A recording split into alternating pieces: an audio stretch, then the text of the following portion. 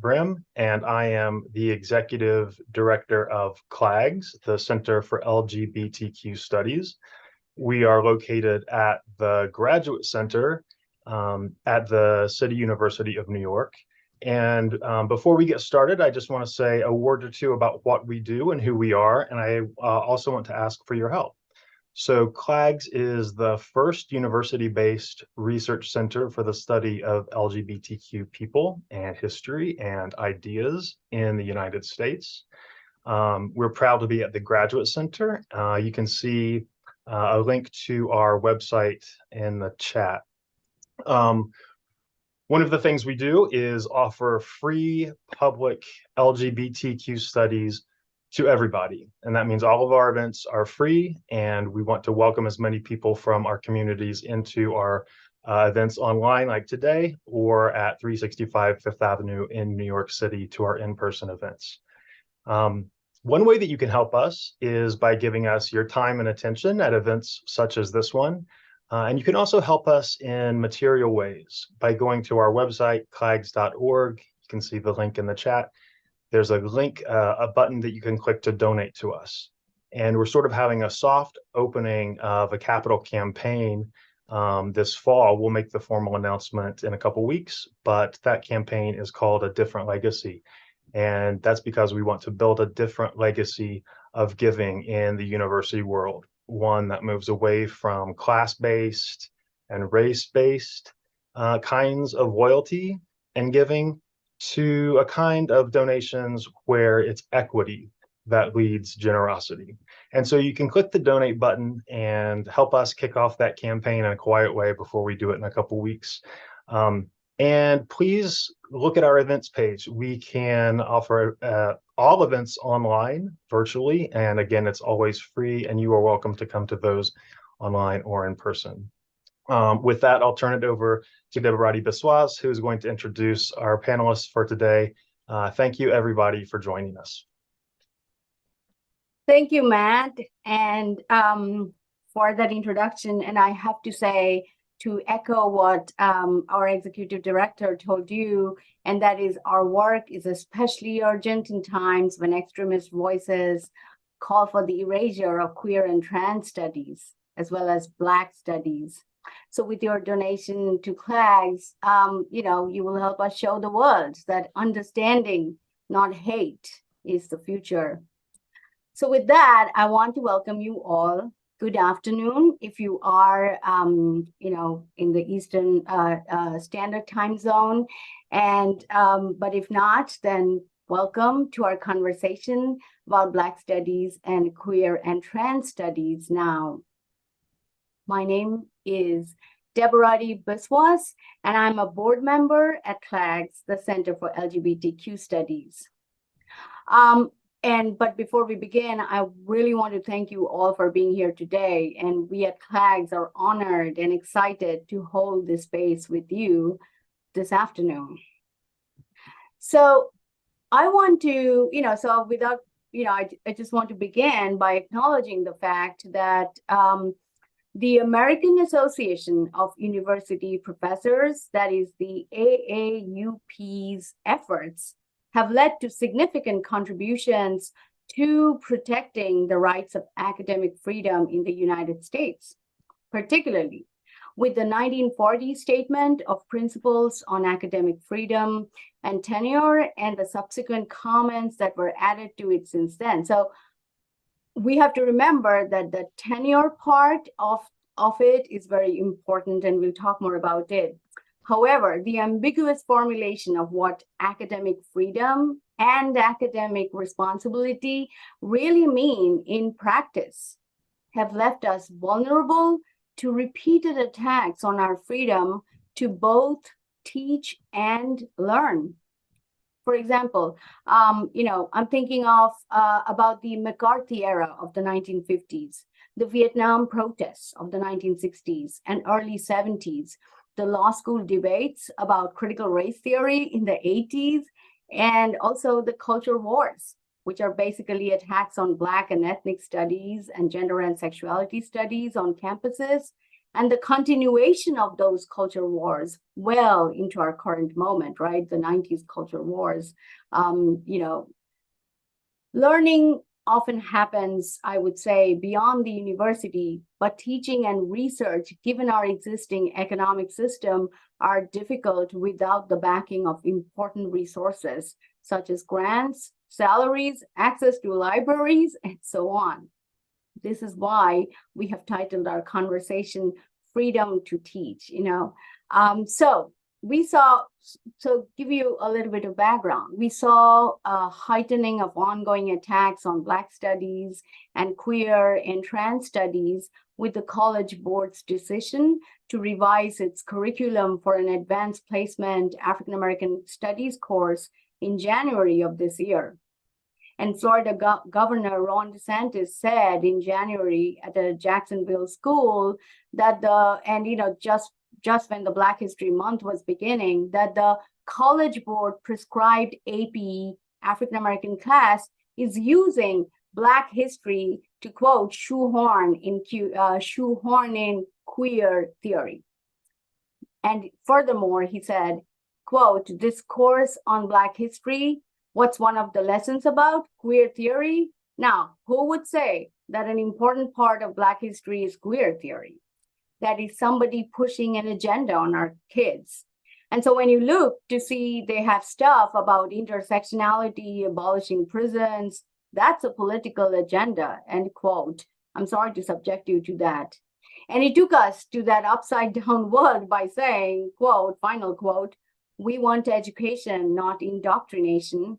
If you fall on the side of indoctrination, we are going to decline. If it's education, then we will do. And end quote. So we all understand, thankfully over here, I hope we all understand that DeSantis's agenda is indoctrination and that Black queer studies is the education that we need in our current moment. So given this context, we have invited two professors who currently live and work in Florida and are on the front lines of this war on Black studies and gender and sexuality studies. We have also invited our board co-chair, who doesn't teach in Florida, but at a public college in New York, where we are yet to see legislative laws being passed to curb our academic freedom to teach and learn. Also, each of our guest speakers have had the experience of chairing a Black Studies and or Gender and Sexuality Studies department at their respective institution. So without further ado, let us welcome our speakers. First, we will go alphabetically. So Sharon Wright Austin is a professor of political science at the University of Florida. Her research focuses on American urban and African American political behavior and public policies. She's the author of Race, Power, and Political Emergence in Memphis, The Transformation of Plantation Politics, and several other books that she has written and co-edited with important scholars in the field.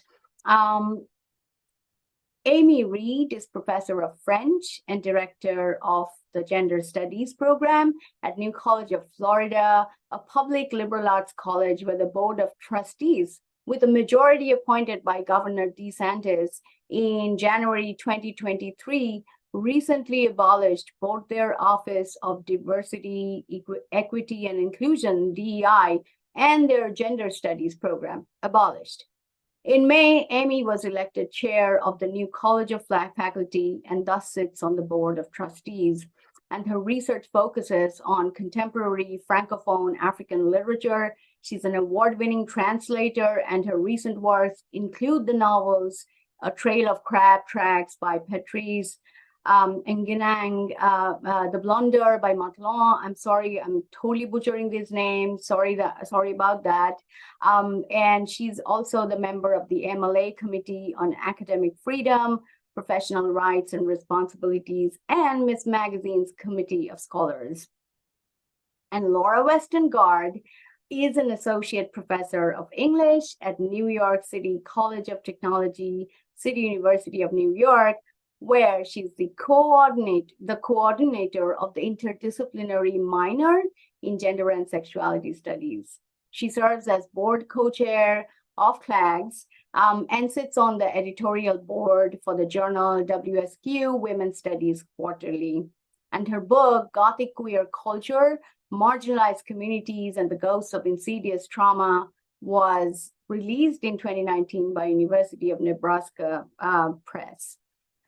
So to initiate this discussion, I would ask, to begin this discussion, I want to ask each of our speakers to take about a little bit of time to share, reflect, and theorize on the stakes of teaching in and or serving as a chair of Black Studies or Gender and Sexuality Studies department or program, amidst this organized hostility towards and even the erasure of some of these departments and programs.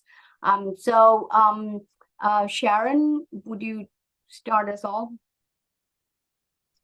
Hello, everybody, and thank you again for inviting me to have this really important conversation. I want to first of all just talk a little bit about, I know we only have a few minutes, so I'll try to be as brief as possible, but I'm always blown away by the fact that so few of our students know anything about their history. And you just read the quote from our governor about, how he questions whether queer history would have anything to do with Black history. And that shows his ignorance of Black history, because I was really just right before we began this webinar, I was looking online, and there's a movie coming on Netflix this weekend about the life and legacy of Bayard Rustin. I've talked about him, and I showed a documentary called Brother Outsider in my African American politics class. And he was like a civil rights pioneer who worked alongside Dr. King. And so there are so many others like him. I teach a class called African Americans in Paris, and we talk about James Baldwin and Josephine Baker. And a lot of people don't know about their sexual orientations as well. So, those are people that you don't really hear very much about when you hear about Black history, but students do need to know about them because of the important contributions they make. So it's not about indoctrination, it's about just educating people about people and issues they should be concerned about. But I know we only have a few minutes, so I'll try to be brief, but there are so many things that I'd like to say that I hope that we get to address today. But the one thing, if I don't get to say anything else, I want to talk about the fact that some of the legislation, like what's being passed here in Florida, is making people feel more comfortable with their prejudices. And it's almost as if there's an assumption or belief that racism or discrimination generally just doesn't exist. And that's not true, because even as an educator who's been doing this now for over 30 years, I even still have to deal with different types of discrimination, and my students do as well, whether it be racial microaggressions or other types of things. So there's definitely a need for a safe space on our campus, and that's why places like on our campus, the Institute for Black Culture, the Institute for Hispanic Latino Cultures, Multicultural Diversity Affairs, those places, those resources are very important, because students can be very isolated and they deal with a lot of what we call onlyness, being the only person from their racial, ethnic group, or of their sexual orientation, or one of few, and being in those hostile spaces where they're dealing with all kinds of harassment and discrimination. So that's why it's very important that people like myself continue to keep up the fight. As a full professor, I still am not someone that couldn't be retaliated against, but that's why I feel like I have an obligation to fight. So I'll just stop right there for now. Thank you. And you just mentioned so many important things, but before that, I'll pass it over to Amy. Would you take it from here? So, DeBardi, are you going to show my slides? Yes, I will. Okay. So I want to thank everyone for having us here today. The title we were given was Freedom to Teach. And unfortunately, the thing I have to say is that from my point of view at New College of Florida, we have no more freedom to teach.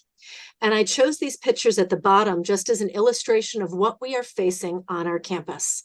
For the past number of years, we had the sign on the left showing bathrooms. This is just down from my office. Men's bathroom to one side and an all-gender bathroom to the other. the all gender was covered up. They did not like those words anywhere on campus. And then it was just totally torn down. As you see in the middle, that's currently what's there.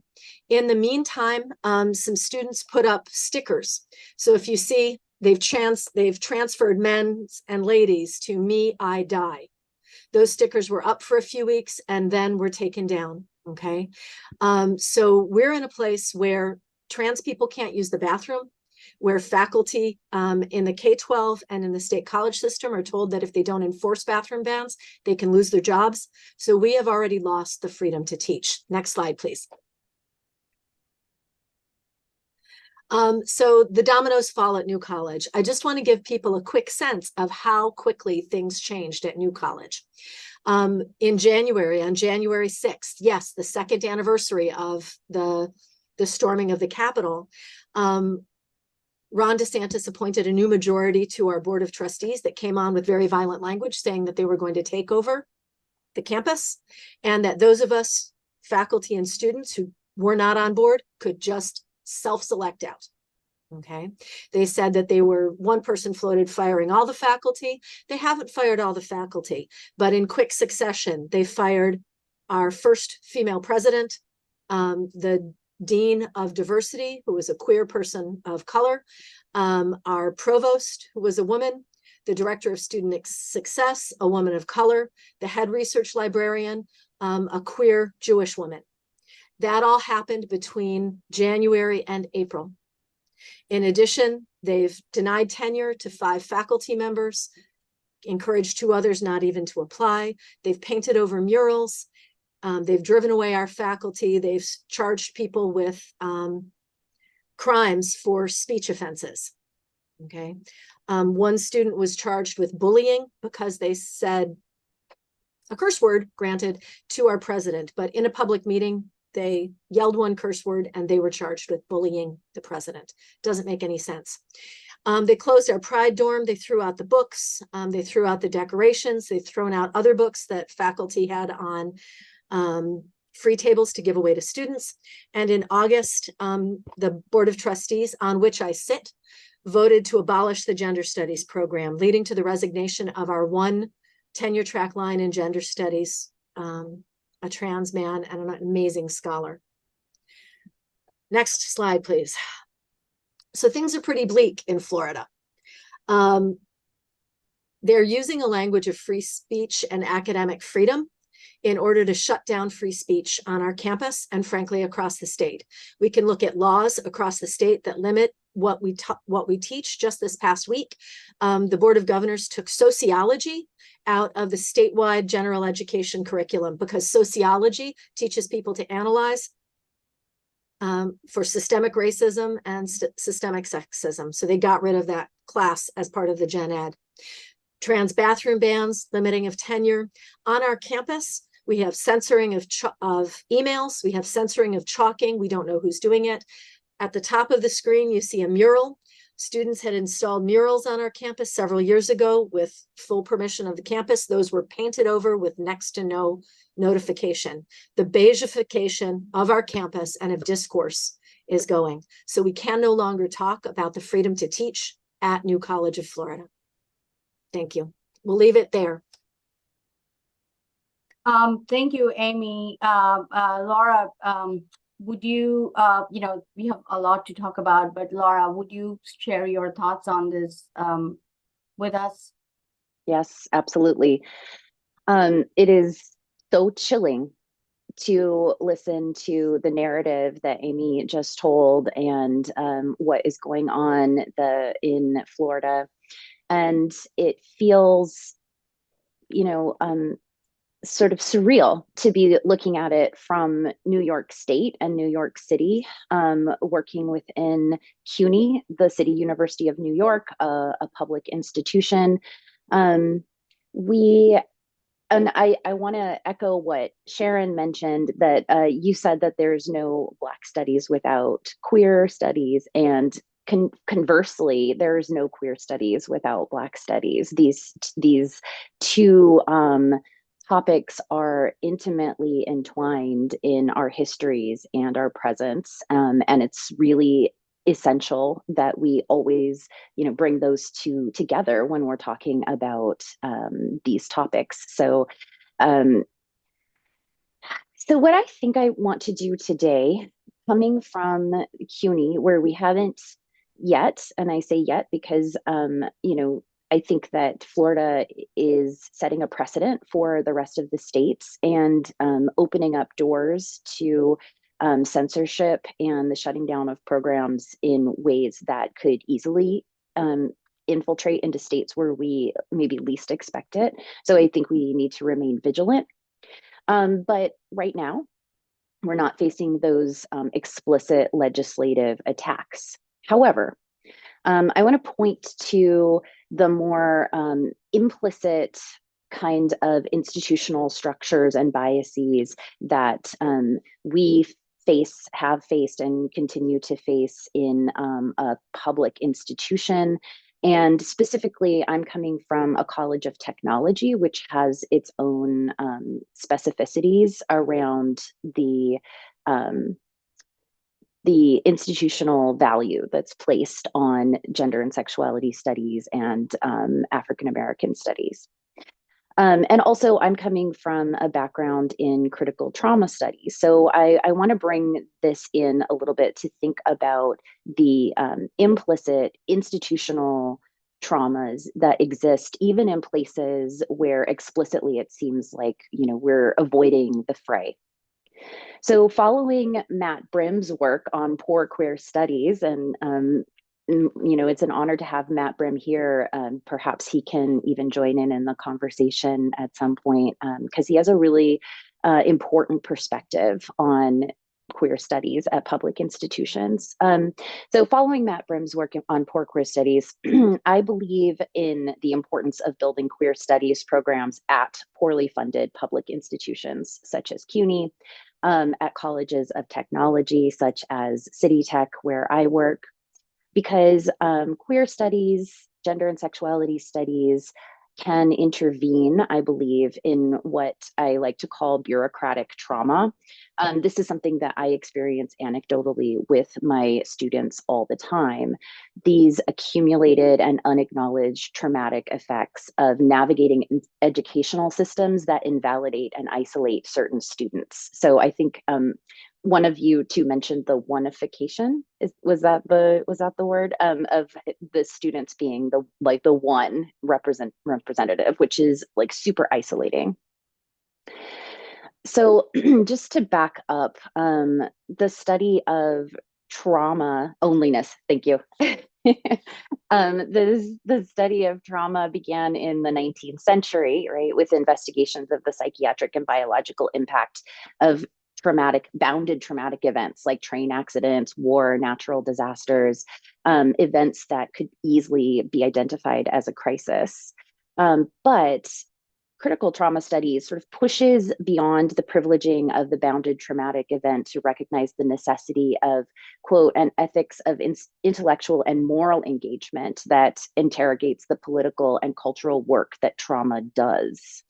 So, institutional bureaucracies can have traumatic effects on those who occupy subject positions outside of those favored by institutional structures, or who have no framework to recognize their struggle with bureaucracy as ongoing crises. And this is covered, kind of extensively in relation to trans folks by Dean Spade and his work specifically on In Normal Life. So when vulnerable students and also when vulnerable students who are often like the first in their family to attend college on our campuses, who are immigrants, who are working class, when they attempt to navigate institutional academic structures with little experience and almost no assistance, it can produce traumatic effects. And I see this often through the need to obsessively narrate their institutional experiences in order to make sense of a nearly impossible bureaucratic system. And I see echoes of that today amongst even us, right? We are processing our traumatic experiences within institutional structures that are, shutting down our ability to teach and represent our truths. And so but I do see students do something that I call like a trauma loop. They will come in and say, I need to use the restroom, but I identify as this gender, and there's only that gendered restroom on every other floor of the building, and I am in a wheelchair, so it takes me longer to get to the other floor, and the elevators are too crowded and it takes a long time, so then I'm late for class, and then because I can't find the bathroom, and then it's sort of like this obsessive looping. So I think that the lack of recognition that some institutional structures are traumatically impossible for certain student populations also produces this traumatic effect. So this sort of invisibility of the challenges that students face. So queer studies at institutions other than elite high status universities is essential because queer studies is a field uniquely positioned to mitigate some of the effects of bureaucratic trauma. So Maurice Stevens explains that the previous emphasis on bounded traumatic experience privileges, quote, a racially unmarked citizen subject. But at its base is the notion that trauma is not simply a concept that describes particularly overwhelming events, nor is it simply a category that holds people who have been undone by such events, but it is a cultural object whose function produces particular types of subjects and predisposes specific affect flows that then manages and ultimately shunts into political projects of various types. Trauma does not describe, trauma makes. So I'm going to just stop there, and I just want to offer that as a way to kind of interrogate the ways that institutional structures in their passivity, in their maybe silences, and in their very structures are ways that create a kind of experience that deeply impacts our vulnerable student populations, even without these kinds of explicit attacks that we're seeing in other states. That's a great point that, that the ways in which the intellectual and moral effects of trauma kind of haunts us through these, what you call the insidious trauma, right? Like that kind of affects us through these through institutional structures within which we have to function, right? And also it affects our students. It also affects professors who are not tenured and who are, who also comes from various backgrounds, marginalized backgrounds, right, where you're not supposed to say certain things and so on. So given that, one of the things I want us to talk about is, and, particularly Sharon and Amy, I'm asking, maybe this is a good point to think about the history of these programs in your departments, programs in at your respective institutions. And, maybe you can share with us like when or, did these departments get established, or, were previous administrations prior to the hostile takeover of the education system, particularly in Florida, provide institutional support for these programs? Or was it always a struggle, like to do Black and gender and sexuality studies within, states like in states like Florida? So Sharon, do you want to start us? Well, I can start. I was the director of the African American Studies program here at University of Florida from 2011 until 2019. So I did it for 8 years. And we had a former director. The program was first founded in 1969. The first director served from 1970 to 2000. His name was Dr. Ronald Foreman, and he's now deceased, but he pretty much ran the program just one person. He was given very little. He only had one part-time staff member, and that was for 30 years. He managed to just keep it going as best he could. So to answer your question, I don't think African American studies has ever been welcome, not just at our university, but at universities as a whole. Because keep in mind, when you think about the Black campus movement, these were programs that were put together probably in like the late 60s, early 70s, and it was after a lot of student protests took place. And that was exactly the case here at the University of Florida. Students protested. The first Black students were admitted during the 1960s. More of them were admitted by the late 60s and early 70s, and they began to ask for Black professors, a curriculum that was more diverse. And there was a lot of opposition. It was never welcomed, but the students wouldn't take no for an answer. And I think that's what students are going to have to do in today's society as well.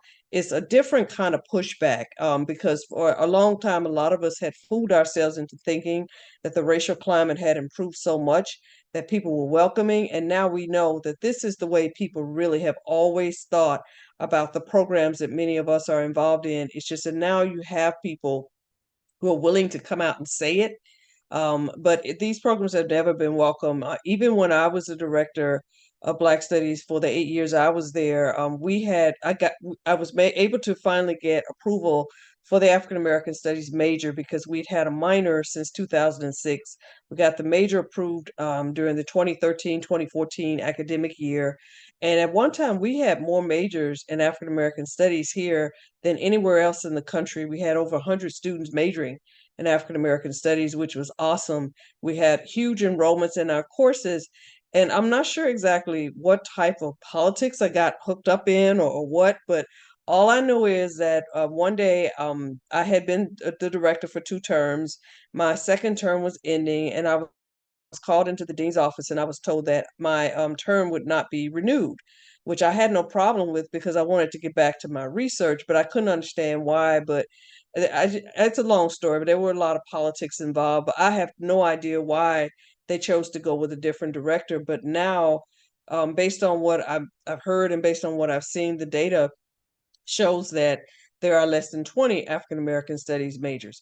And so I think that a lot of things were done intentionally as a way to try to destroy the major, to sort of drive students out of it. Because one of the things that I even noticed when I taught a course this summer, I usually get a lot of African American studies majors who are athletes, namely on our football team. And I had probably about 10 football players in my class this summer, and none of them were majoring in African American studies. And that to me was shocking because I guess a significant number, if not the majority of them, were always majoring in it. So I think that some things are being done as a way. I would not be surprised to get an announcement tomorrow saying that African American studies doesn't exist. It would really be a huge disappointment. I still have a very good relationship with the program, with the people who are there. But one of the problems that I'm noticing is that with each new director, at least here at the University of Florida, that person pretty much has to start over. So, unlike other programs and departments that build upon prior successes, that's not the case here. When we received a new director, all of the older faculty, the senior faculty, like myself, were pretty much driven out. And we now have new faculty who are mostly untenured, who can't really question and challenge things. And I think that that is not done coincidentally. I think it's done on purpose. And also, as a person who's been in political science since 2001, political science has several faculty members who've been there for 20 years or longer, like myself. I've been at UF for 22 years, and they don't have that in African American studies. Now you have people who've only been there for like 5 years or less, who don't know about the way that previous directors and previous faculty and staff were pretty much treated badly, were driven out, and they don't know about that. And I think a lot of that is done as a way to stop programs from having the kind of success that they could have. So there are a lot of, like, I guess, subtle politics that go on in these programs and departments that students are not aware of, but the students need to really be involved. And that's why I really am hoping that the people who are watching this webinar are faculty, but also we really do need the help of students, because if we don't have the support of students when people come in, whether they be politicians or administrators, and try to take over these campuses, we're not going to be able to fight very much. Thank you. Before I jump in, Amy, do you want to add to that, same Yeah, history?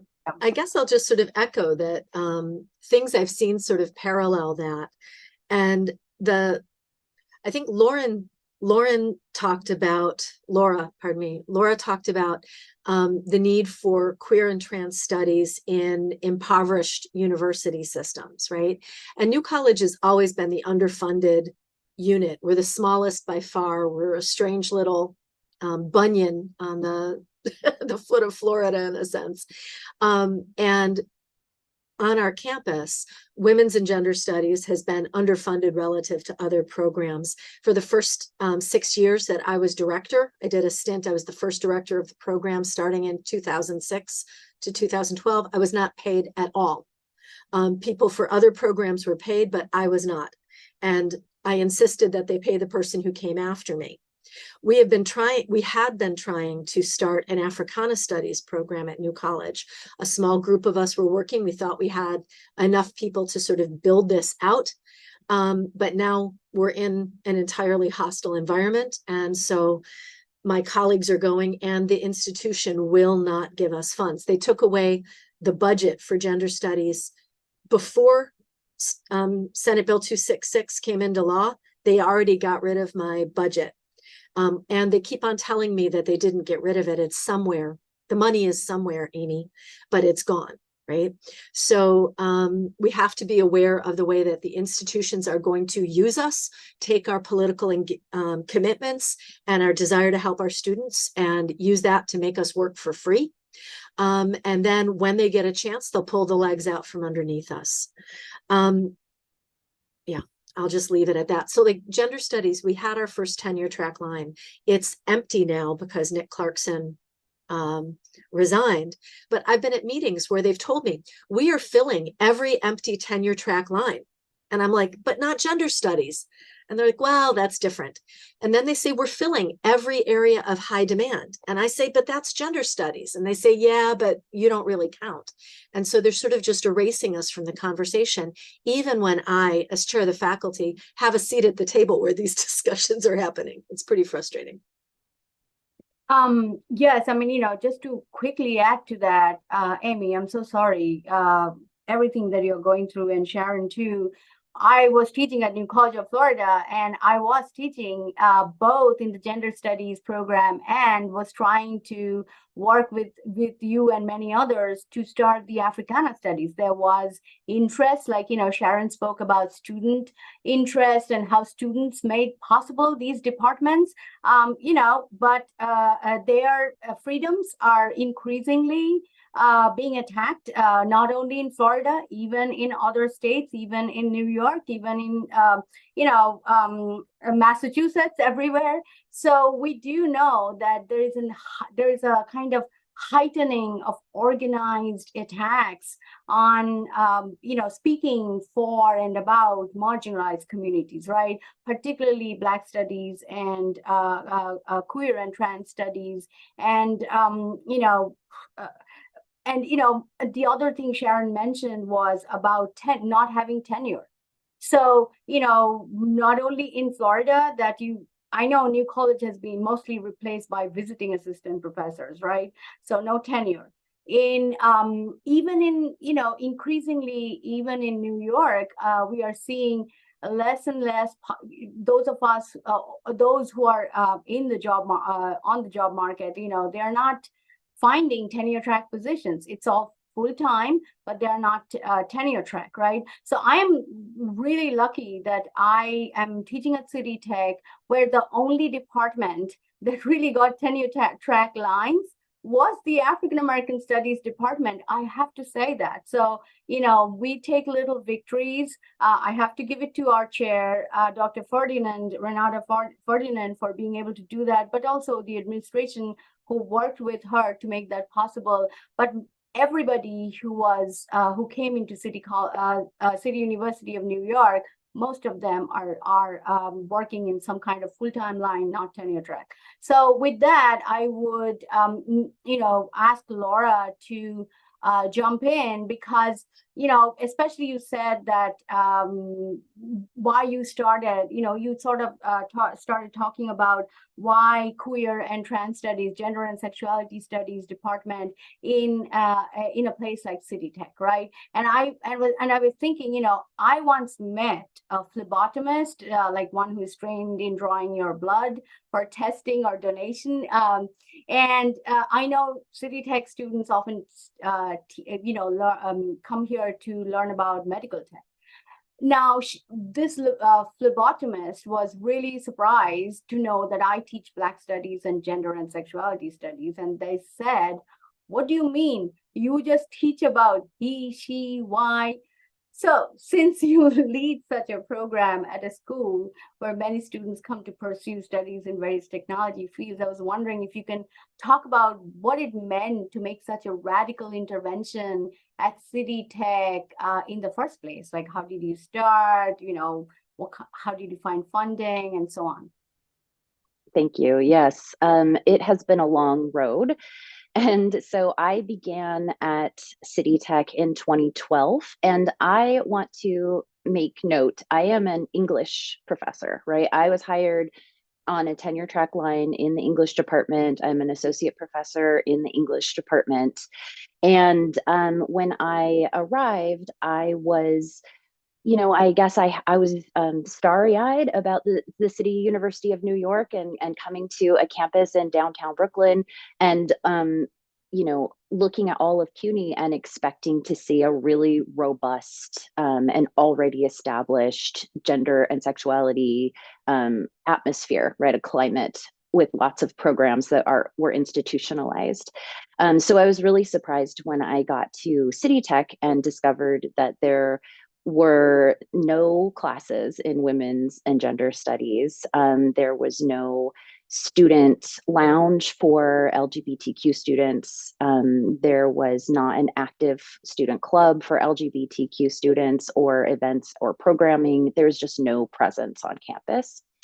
And I was so fortunate to have a colleague in the English department as well, Professor Monique Farrell, who had the vision to try to start a gender studies program from the ground up. So we weren't seeing this as a college-wide initiative, but she came to me and she said, I want to start essentially an option. So language in this red tape bureaucracy of CUNY is very important. And an option was at that time something that was kind of like a major for those who are getting their associate's degrees. And that's something that's very unique to City Tech in that we are a college that offers both 2-year and 4-year degrees.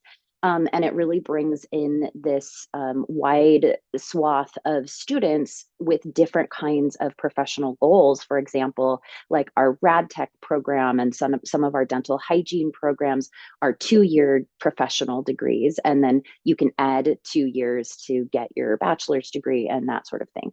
So there was nothing. And so I worked with Professor Farrell to help support her creation of this package of English classes that were gender and sexuality focused. And that didn't make it through the college governance process. So we had to regroup. And we recognized that it was important for this to be an interdisciplinary program. So rather than having it be all English classes, we did outreach to other departments around the college and brought in classes that either were created or were already being offered that had a gender and sexuality theme. So this became an unofficial cluster of courses that we had so not a department, not a program, not an option, nothing that would officially appear on student transcripts or in the college catalog. It's just that these courses existed, and we could advocate to students like this is helpful. If you sort of pick your gen ed requirements carefully, you can have this focus. And but it's not going to show up on your transcript in any way.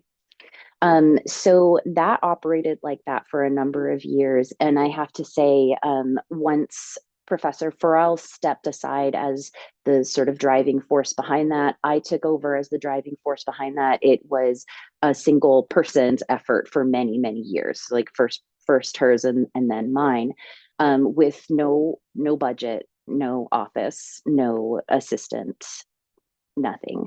And this was really something that we had to use the existing college structures and resources and kind of hustle to make this cluster look like a program.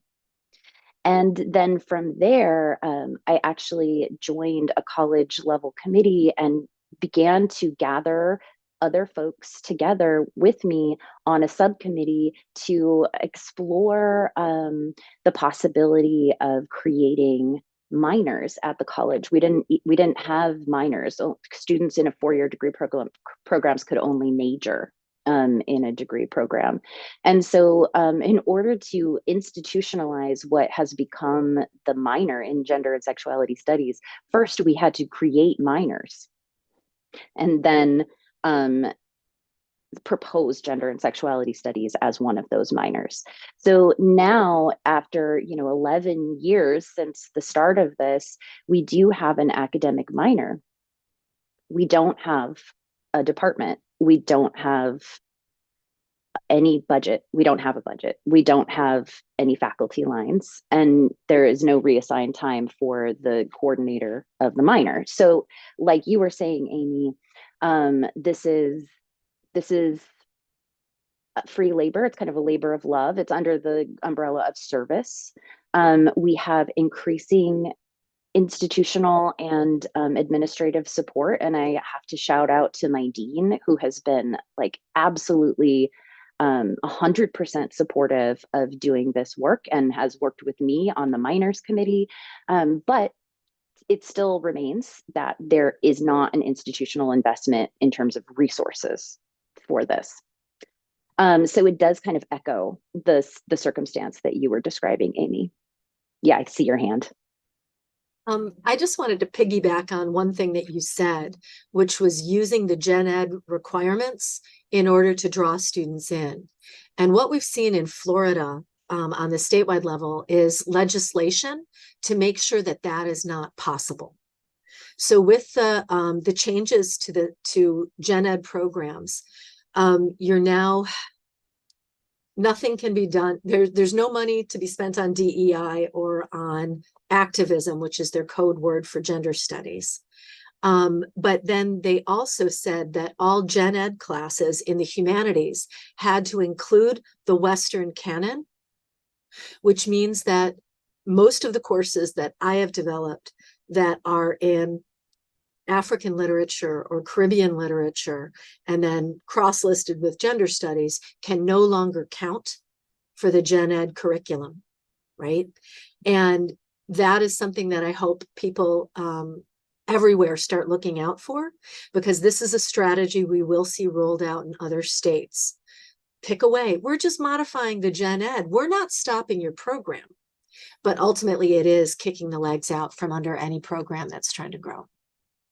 Yeah, and I just want to really just follow up on that and just say those gen ed courses, for people who aren't familiar with them, they're very important because usually they're required, and those are the major courses that help us with our enrollments, and enrollments are very important in these departments and programs. So without the gen ed courses, you don't get nearly as many students, and then people will be able to say, well, we're eliminating your department or we're eliminating your program not because of any type of bias on our part, but you don't have any students.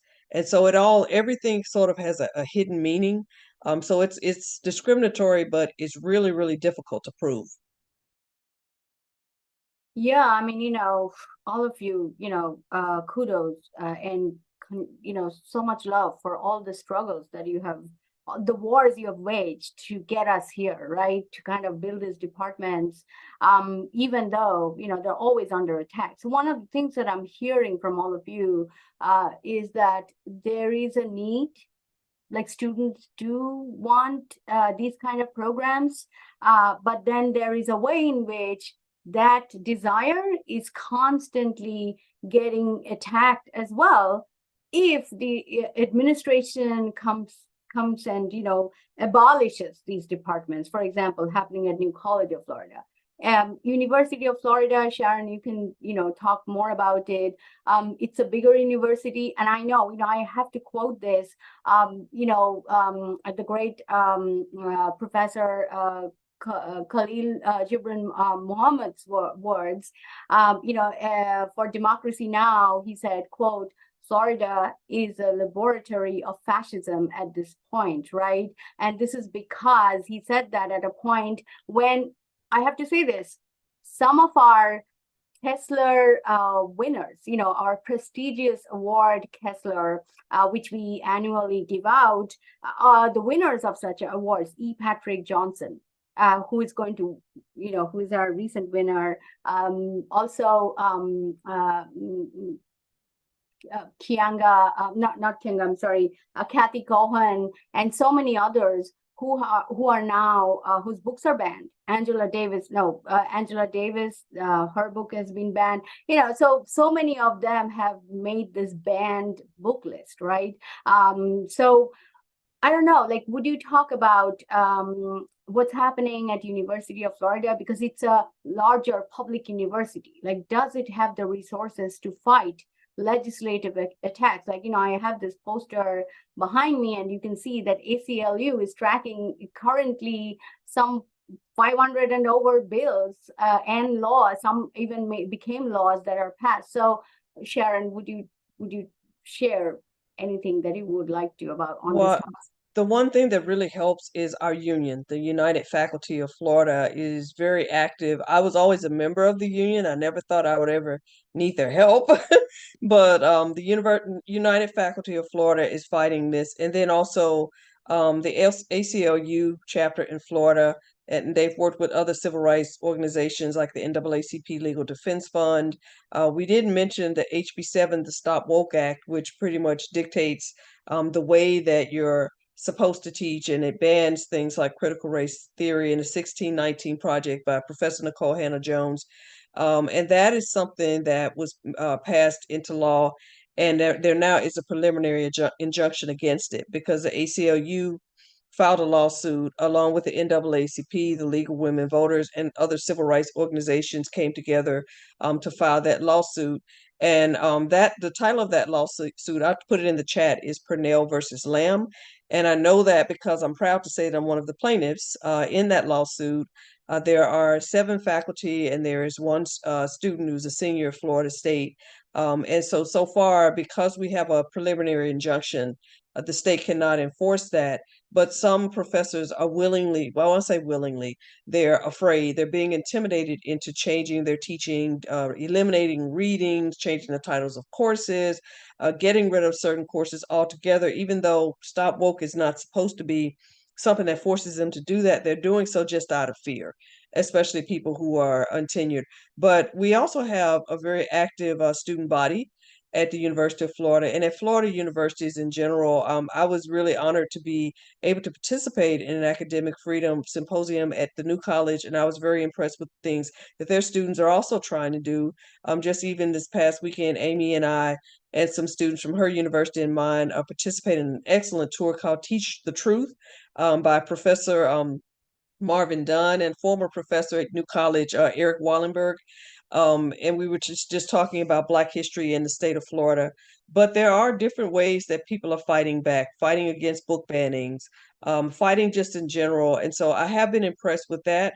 But if anything, this is a lesson to young people who really have benefited from the struggles of their parents and grandparents and ancestors, to let them know that regardless of how well you think you're doing or how many freedoms you think you have, nevertheless, you still have to fight. because if you don't, we've been able to get the preliminary injunction. The oral arguments for Purnell versus Lamb are in January 2024. Hopefully, we'll get a positive ruling. We got a positive ruling from at the district court level. Hopefully, at the appellate court level, that will be upheld. Amy mentioned SB 266. So far, that hasn't been challenged by a lawsuit, and the reason for that is because, correct me if I'm wrong, Amy. No, there are two lawsuits Oh, okay. Wow. challenging from New College of Florida faculty, alumni, and our union Okay. have filed two different lawsuits, one in state court, which is moving on, and one in federal court where they were not granted a preliminary injunction 2 weeks Okay. ago, but Okay. we're still hopeful. But two of them. Okay, I wasn't aware of that because I didn't know. I know I'm not familiar with one at UF, but that's really good news. But so we are fighting in the courts. We're fighting with activism on campus. So far, our diversity equity programs have not been eliminated to my knowledge. I wouldn't say that won't happen in the future, but so far, to my knowledge, it hasn't. I'm on sabbatical this year, but I've still been keeping up with what's been going on campus. So. We will open this up to our audience. If anybody has any questions, please, put your questions in the Q&A and we will take your questions, but we will keep talking. So, if you all want to ask us any questions or anything that you think we should address, let's just keep talking. And hopefully our audience members will ask us something that will generate more discussion. Yeah, Laura, do you want to chime in? Yeah, I just you asked us about why we might be seeing a rise in organized hostility towards these departments and programs, and from a queer studies perspective, it is really important to point out that though there is this narrative of liberal progress around the concept of visibility is not always for the better for vulnerable populations. So I'm thinking about the way people talk about trans visibility, for example, and how we have been having a backlash against the visibility that we see in mainstream media, for example, and politicians are using this moment of transition where we have maybe increased visibility or awareness in the popular imagination around certain groups, paired with maybe a lack of understanding this moment. Politicians are jumping on and using to scapegoat these populations and move their political agenda forward. And we have seen this over and over again throughout, the 20th century. And David Eng does a really nice job of talking about the way that LGBTQ rights and the rights of people of color have always been in sort of tension and conversation within this kind of political agenda that we're seeing playing out. And it's just happening, again. So I just want to sort of draw attention to the idea that, there are complications that arise with the question of visibility, that now these programs are on people's radar, right? That critical race theory is now something that people are aware of when maybe they hadn't heard of it before or don't fully understand what it is. And so they're able to, they absorb the way that this is narrativized for them through like media outlets and politicians, for example. And that's a really dangerous space. So we have a question from the audience, if anyone wants to take that up, and it says, any advice for aspiring scholars of Black queer theory, especially those pursuing degrees outside of Black and queer studies departments? Sorry, somehow the question, look under the answered tab. Yeah. And it says, especially those pursuing degrees outside of Black and queer studies departments, I'm applying to anthropology, PhD programs, Thank you for your advice so far and this important conversation. So any advice for scholars of Black queer theory? That is what the question is about. Outside, pursuing degrees outside of Black and queer studies departments. So, I'm guessing from English or, anthropology, for example, what would be, yeah, go ahead, Amy. I mean, I guess on the one hand, I'll just say be brave, right? Know that in this moment, it's not going to be an easy row in a lot of places, but that doesn't mean that the work isn't important, and perhaps it makes it all the more important.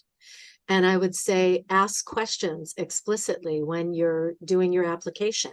Make sure that there are structures in place for graduate certificates, organizations that are explicitly queer, trans,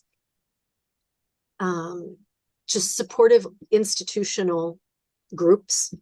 When I was applying to graduate school, I was pretty naive about the whole thing, but I did send a letter to every place I was considering saying, I'm interested in feminist theory. And so the places that wrote back and said, we don't do that, it was easy to just not apply.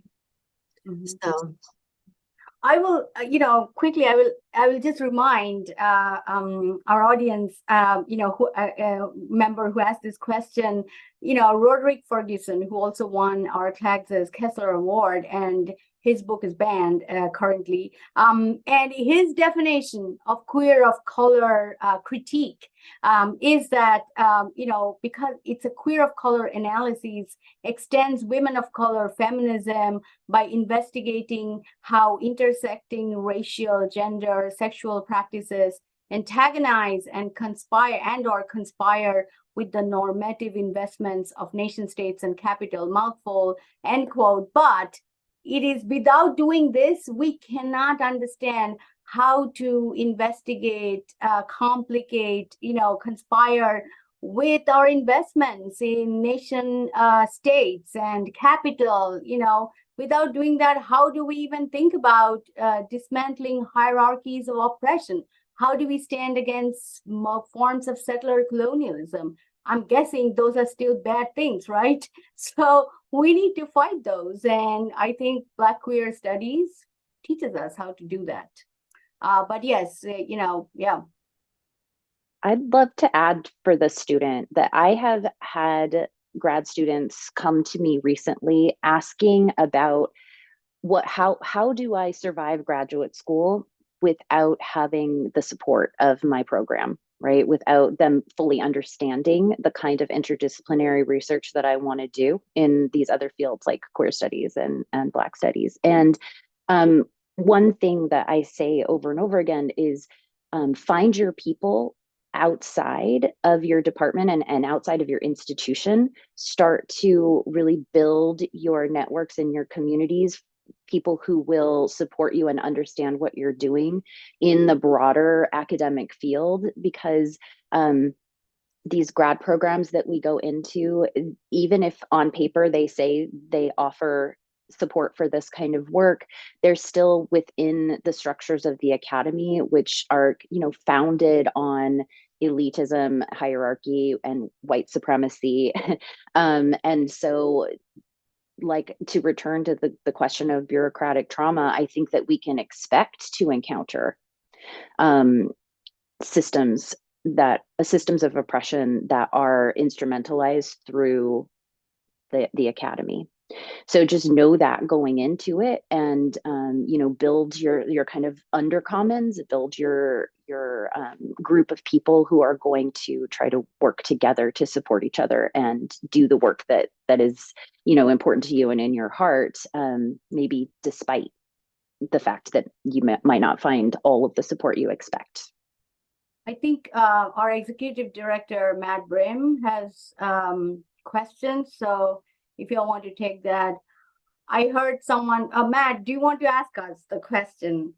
I don't know if you're there.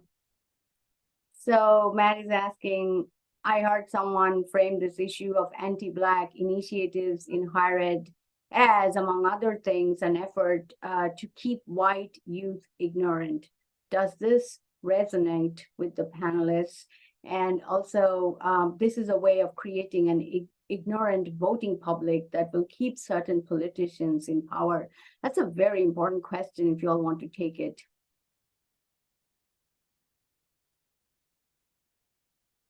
Well, I can just briefly just say that it's an effort to try to, I guess, rewrite history and not tell the truth about history. But also, it's an effort, in our courses, we don't just talk about things that happened in the past, we talk about things that are happening in today's society.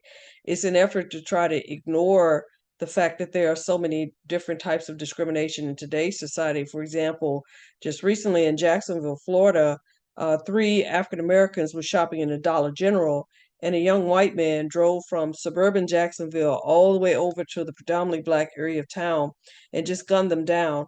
And when the governor went to, they were having, on the same day that it happened, the mayor was there and city council persons were there, and they were talking about what had happened. And the governor and his wife came and they were booed because he referred to this man as, oh, he's a madman.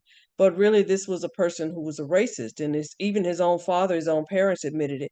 So it's an effort to try to erase history and to try to pretend, for example, that slavery wasn't that bad or Jim Crow wasn't that bad or those types of things or the other types of discriminations weren't all that bad.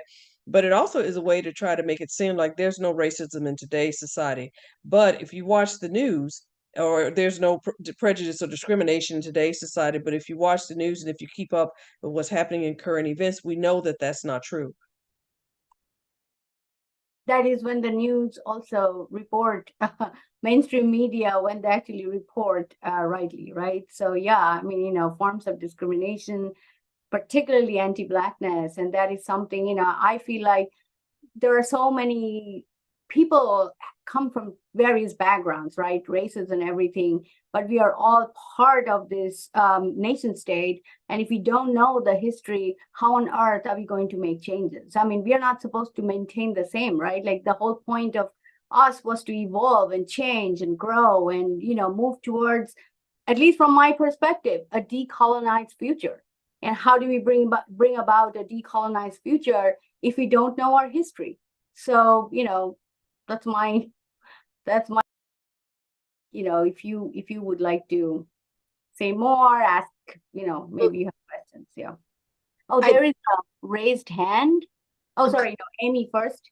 Well, I put an answer in the chat, but the state auditor of Mississippi was pretty clear that he was recommending axing certain programs because people who study those things often leave the state. And so Mississippi needs to protect its investment by offering programs that keep people in the state.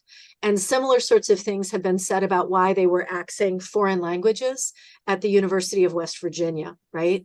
If we want people to stay in the state, we need to limit their options so that they don't see that there's other things to do and other places to go. That's pretty, it seems incredible, but we're at a point where people are saying that fairly openly. There is a hand raised, Loan Nguyen. That's right.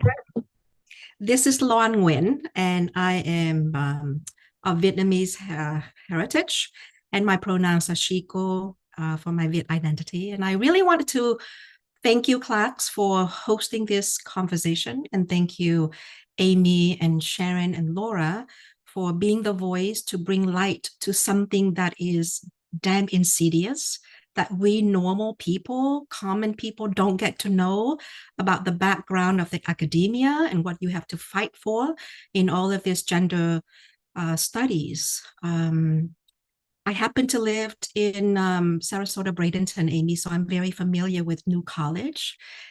In fact, I have friends who, have left New College because of the atrocities that have been happening. Laura, I get to attend CLACS in person, living here in New York City, which is a blessing. And thank you, Sharon, for doing the work that you do and the book that you have. The topics that are being raised here tonight is so deep in this systematic institution.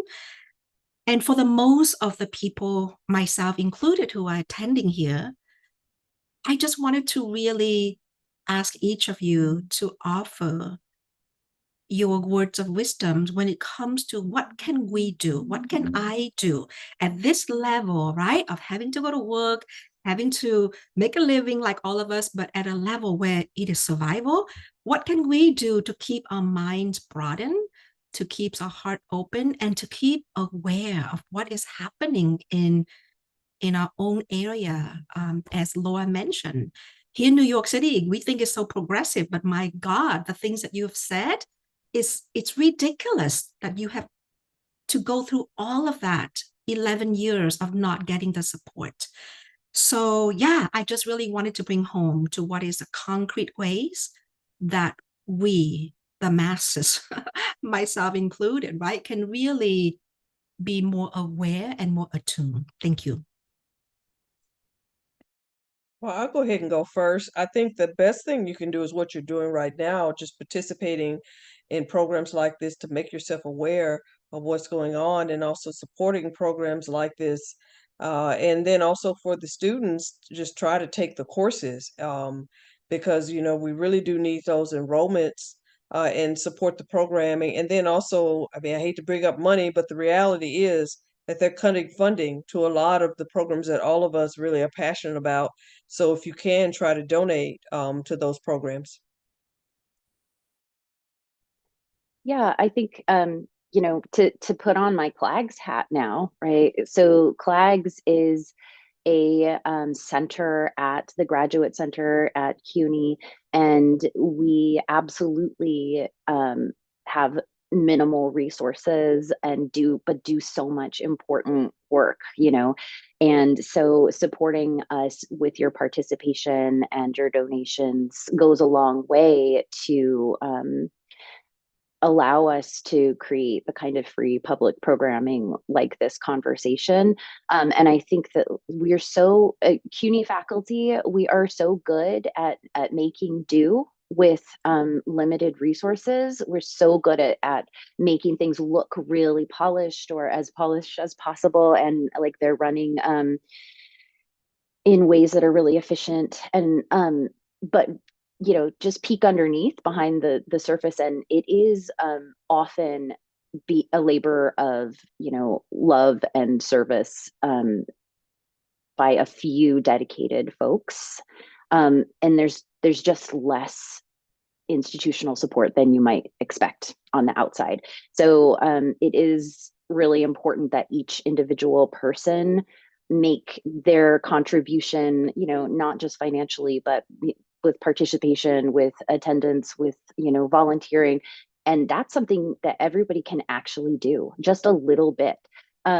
I was going to turn to Dean Spade again and think about the concept of mutual aid, and also Kathy Cohen, who talks about coalitional politics, but people joining together and doing little bits in mass numbers can really make a difference. And it can help us get past the, maybe the shutdown mode that happens when we get overwhelmed with and bombarded with all the news. Like, those little things really do make a difference.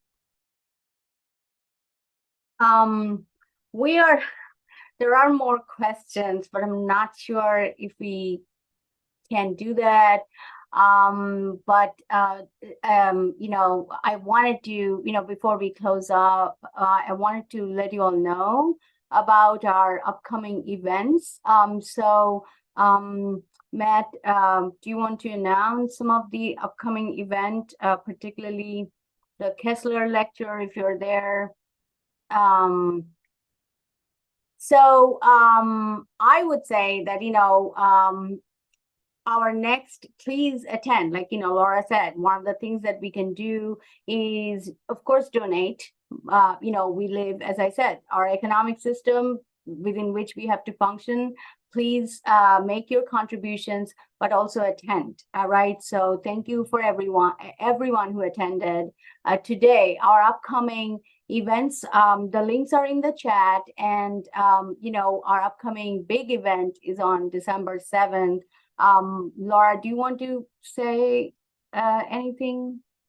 Yeah, so I just put it in the chat and Donna followed up with the link, but we actually have another event tomorrow, which is a trans activism dialogue. So for those of you who are interested in learning more about trans activism and the way that people can make change in the world around these issues, please come. It's virtual, so you don't have to be in the New York City area. That is tomorrow.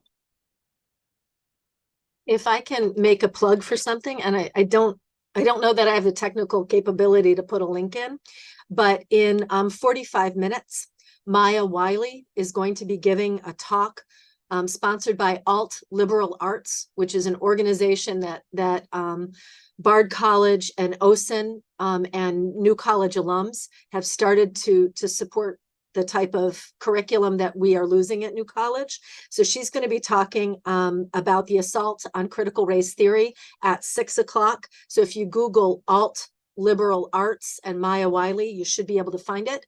And I'll just say that Marvin Dunn is going to be introducing her talk. Another shout out for the amazing Marvin Dunn. Finally, I will close up by saying that our Kessler lecture is coming up on December 7th. The links are in the chat, but also look up clags.org under events. All our upcoming events are there. And to close off, I really, really want to reiterate one fact, and that is academic freedom to teach these subjects are under attack. What can we do? We need to, step into the history that gave us Black studies, student demands, revolutions. But most importantly, there used to be a time when these were obviously not taught within the university, but we had freedom schools, right? And today, we have different versions of freedom schools. Learning is going on, teaching is going on. Whether these infrastructures allow us to do that with proper resources, that is the question. So thank you, Sharon. Thank you, Amy. Thank you, Laura. And thank you to all our ASL interpreters, to Matt Brim, to Yasmina and Donna, for being here today, and to all our audience for your enthusiastic support and participation. We are so grateful to be holding this space with you. We want to see you at our future events. Thank you so much. A round of applause for our participants. Thank you, everybody. And thank you, Deborah, Thank you, for everyone. This is organizing wonderful. this. Thank you. Thank you. Bye-bye.